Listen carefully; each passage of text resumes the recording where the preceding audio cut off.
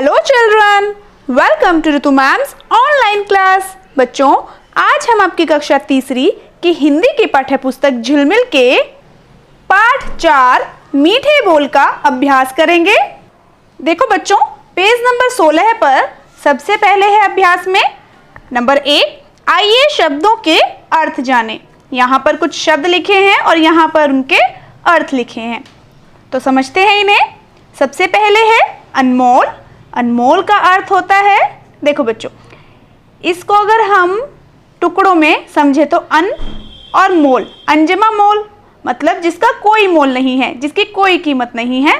मतलब ये नहीं है कि जिसकी कोई कीमत नहीं है, बेकीमती नहीं।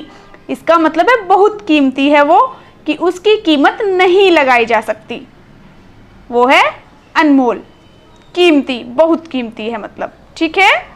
अनमोल का अर्थ हुआ कीमती। कुसली, कुसली का अर्थ होता है गुजिया, गुजिया को कुसली भी कहते हैं। अगला है खस्ता। खस्ता का अर्थ होता है भुरभुरा। खाजा, खाजा एक मिठाई होती है। गट्टे, गट्टे एक मिठाई है जो चने के आटे से बनती है। लड्डू होते हैं ना बेसन के, उन्हें गट्टे भी कह देते हैं। पुआ, पुआ होती है मीठा पूड़ा। शक्करपारा होता है खुरमा। आपने खाई होगी बच्चों, जिसे कहते हैं भाजी। शादियों में भाजी देते हैं शादी के बाद अपने रिश्तेदारों को या फिर फ्रेंड्स को, तो उसमें अक्सर शक्करपारा ऐड करते हैं उस भाजी में, है ना। गुड़ का भी होता है, चीनी का भी होता है। ब्राउन कलर का तो गुड़ का होता है और जो वाइट कलर में होता है वो चीनी वाला होता है, उसे खुरमा भी कहते हैं। सुहारी, सुहारी होती है मीठी पूड़ी। तो बच्चों, शब्दार्थ तो हो गए हैं, अब करते हैं प्रश्न उत्तर। चलो, सबसे पहले है नंबर 2 कविता से में सबसे पहला प्रश्न है। क्या प्रश्न? कविता में किन किन मिठाइयों के बारे में बताया गया है? बताओ किन किन मिठाइयों के बारे में। मीठा होता खस्ता खाजा, मीठा होता हलवा ताजा। खस्ता खाजा, हलवा ताजा और गट्टे गोल भी मीठे होते हैं। मीठे मतलब बेसन के लड्डू मीठे होते हैं। शक्करपारा, गुजिया, इन सब के बारे में बताया गया है ना, तो उन्हीं के नाम हमें लिखने हैं। देखो, कविता में खस्ता खाजा, हलवा, बेसन के लड्डू अर्थात गट्टे, ब्रैकेट में लिखा है।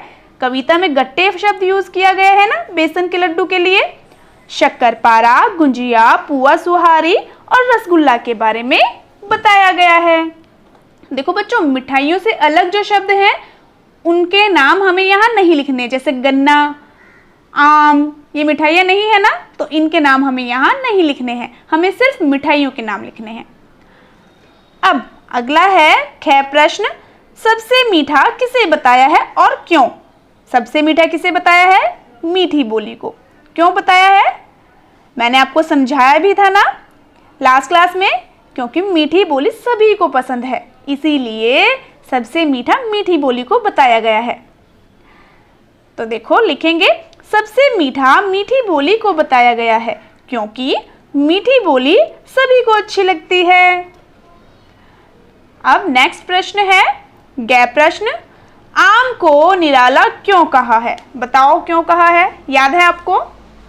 आम को फलों का राजा बताया गया है ना, और आम बहुत ज़्यादा मीठा होता है ना, सभी को पसंद भी आता है, इसलिए उसको निराला कहा गया है।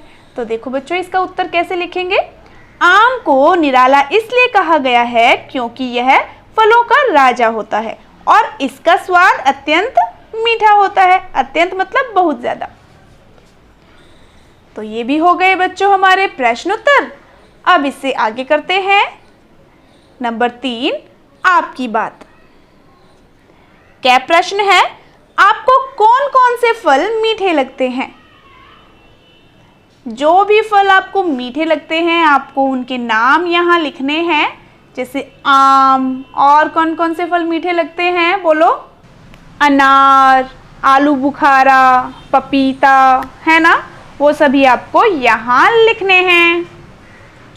तो बच्चों देखो, मैंने जैसे ये लिख दिए हैं, आप भी लिख लेना। इनसे अलग भी जो आपको मीठे लगते हैं वो आप लिख लेना। अब है ख प्रश्न। देखो, लिखा है यदि हम सब मीठा बोलना शुरू कर दें तो क्या होगा? बोलो बच्चों, क्या होगा? मीठा अगर बोलना शुरू कर दें तो सभी आपके दोस्त बन जाएंगे और सभी आपसे प्यार से बात करेंगे। कोई भी आपसे लड़ना पसंद नहीं करेगा, क्योंकि जो मीठा बोलता है उससे सभी मीठा बोलते हैं और उससे सभी बात करना भी पसंद करते हैं, इसलिए सब आपके फ्रेंड्स बन जाएंगे, है ना? तो आप भी सोचना और लिखना कि क्या होगा, ठीक है? अगला है ग प्रश्न है, रसगुल्ले का नाम रसगुल्ला क्यों पड़ा होगा? सोचो सोचो, क्यों पड़ा होगा रसगुल्ले का नाम रसगुल्ला? देखो, अगर हम इस शब्द को खोल के मतलब टुकड़ों में समझे, रस जमा गुल्ले, है ना? यहाँ से रस जमा गुल्ला मतलब रस से भरा हुआ, गोल गोल, है ना? जो रस से भरा है तो रसगुल्ला कैसा होता है? गोल गोल होता है और रस से भरा होता है, इसीलिए शायद इसका नाम रसगुल्ला पड़ा होगा, है ना? चलो, अब नेक्स्ट है घ। मीठा बोलने से हमें क्या लाभ होता है? बोलो बच्चों, क्या लाभ होता है मीठा बोलने से? अभी हमने चर्चा की ना ख में, इसी के बारे में चर्चा की ना, क्या क्या लाभ होता है? सभी हमारे फ्रेंड्स बन जाएंगे, हमारी किसी से लड़ाई नहीं होगी, सभी हमसे प्यार से बात करेंगे और हमसे बात करना भी चाहेंगे। तो चलो बच्चों, ये भी हो गया है। अब देखो आगे क्या करना है इसमें, नंबर 4 में, कविता से आगे में, दिए गए फलों के नाम के सामने उनके रंग का नाम लिखें। तो नेक्स्ट पेज पर चलते हैं और देखते हैं क्या करना है। यहाँ देखो बच्चों, पेज नंबर 17 पर यहाँ पर फल दिए हुए हैं और यहाँ लिखा है रंग, और यहाँ पर हमें क्या करना है? इन फलों के रंग लिखने हैं। यहाँ भी इसी तरीके से है। तो सबसे पहले है संतरा। संतरे का कौन सा रंग होता है बताओ? देखो मेरे हाथ में जो कलर है वो भी संतरे का ही तो कलर है ना, संतरी। तो यहाँ क्या लिखेंगे? संतरी, और लिख दिया मैंने।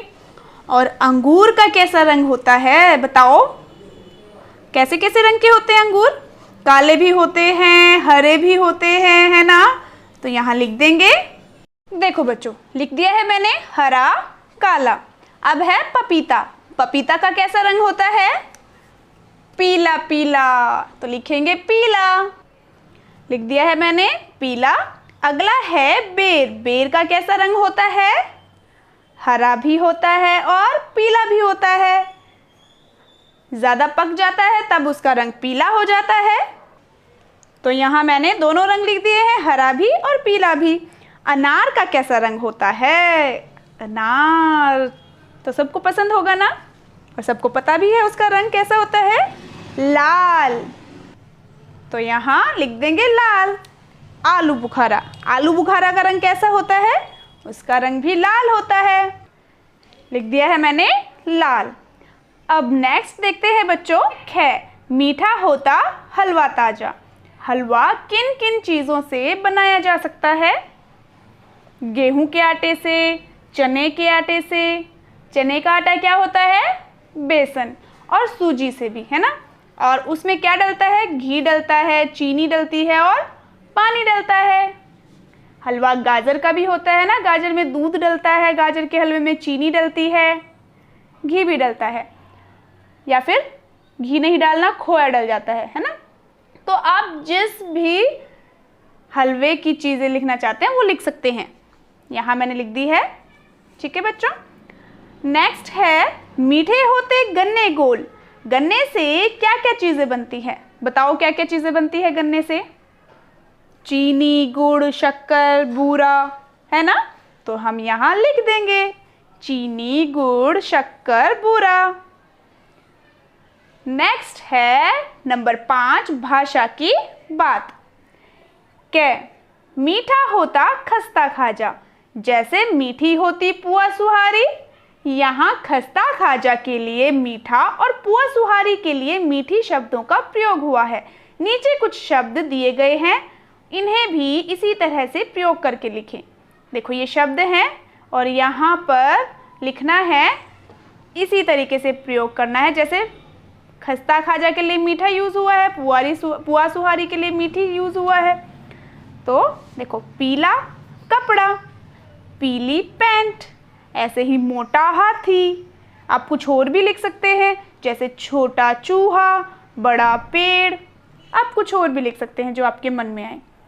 मोटी औरत, छोटी लड़की या छोटी बेटी, बड़ी बहन। मैंने ये सब लिखे हैं। बच्चों आपको और भी शब्द यहाँ लिखने हैं अभ्यास के लिए। ये मैंने लिखे हैं, इनसे डिफरेंट भी लिखना कुछ, ठीक है। नेक्स्ट है ख, मीठे होते गन्ने गोल, मीठा होता शक्करपारा।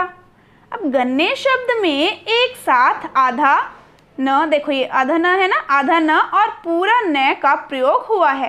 ऐसे ही शक्करपारा शब्द में आधा क और क का प्रयोग हुआ है। आप भी इसी तरह के शब्द लिखें जिसमें आधे शब्द और पूरा शब्द एक साथ यूज हो। जैसे देखो मैंने लिखा है पक्का, कच्चा। इसमें देखो क पूरा भी है और आधा भी, इसमें च पूरा है और आधा भी है। इसमें है गत्ता, त पूरा भी है और आधा भी है। अब ये है चक्की, इसमें क पूरा भी है और आधा भी है ना बच्चों। इसी तरह के और शब्द आप सोचकर लिखना, यहाँ पर कुछ और शब्द आपको लिखने हैं। और इसी के साथ यह अभ्यास समाप्त हुआ। अच्छे से समझकर कर लेना इसे। और बच्चों इसके सभी पार्ट्स देखने के लिए आप मेरे channel educational vibes with Ritu Malik an educator पर जाकर देख सकते हैं। और हाँ बच्चों, अगर आपने अब तक मेरे चैनल को सब्सक्राइब नहीं किया है तो चैनल को सब्सक्राइब ज़रूर करें और उसी के साइड में जो बेल आइकन है उसको ज़रूर प्रेस करें ताकि मेरी आने वाली सभी वीडियोज़ की नोटिफिकेशंस आपको मिलती रहे। तो फिर मिलते हैं नेक्स्ट वीडियो में, तब तक के लिए बाय बच्चों।